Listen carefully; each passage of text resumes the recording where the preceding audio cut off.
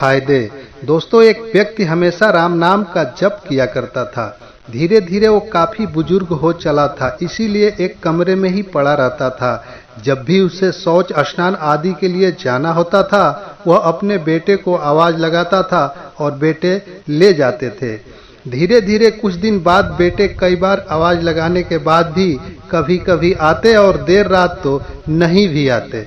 इस दौरान वे कभी गंदे बिस्तर पर ही रात बिता दिया करते थे। अब और बुढ़ापा होने के कारण उन्हें कम दिखाई देने लगा था। एक दिन रात को निवृत्त होने के लिए जैसे ही आवाज लगाई, तुरंत ही एक लड़का आता है और बड़े ही कोमल स्पर्श के साथ उनको निवृत्त करवाकर बिस्तर पर लिटा जाता है। अब ये रोज का नियम हो गया था। एक रात उनको शक हो जाता है।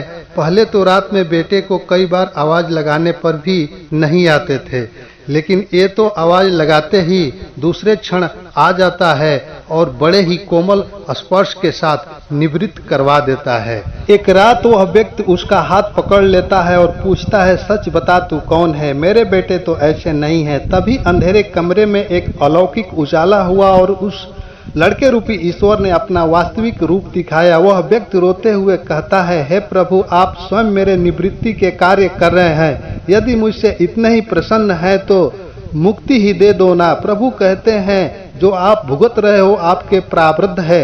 आप मेरे सच्चे साधक हैं, इसीलिए मैं आपके प्रारब्ध भी सच्ची साधना के कारण स्वयं कटवा रहा हूँ। व्यक्ति कहता है कि मेरे प्रारब्ध आपके कृपा से भी बड़े हैं क्या? आपकी कृपा मेरे प्रारब्ध नहीं काट सकती।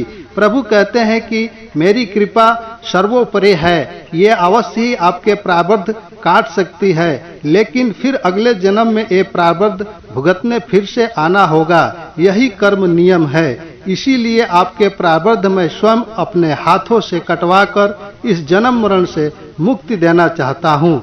ईश्वर कहते हैं, प्रारब्ध तीन तरह के होते हैं, मंद, तीव्र तथा तीव्रतम। मंद प्रारब्ध मेरे नाम जपने मात्र से कट जाते हैं, पर तीव्रतम प्रारब्ध भुगतने ही पड़ते हैं, चाहे अवतार होकर आओ। लेकिन जो हर समय श्रद्धा और विश्वास से मुझे जपते हैं, उनके प्रारब्ध मैं स्वयं रहकर कटवाता हूँ और तीव्रता का एहसास नहीं होने देता हूँ। प्रारब्ध पहले रचा फिर रचा शरीर, तुलसी चिंता क्यों करे, भजले श्री रघुबीर, भजले श्री रघुबीर। जय जय सिया राम, जय जय सिया राम, सिया राम जय राम, जय जय सिया राम।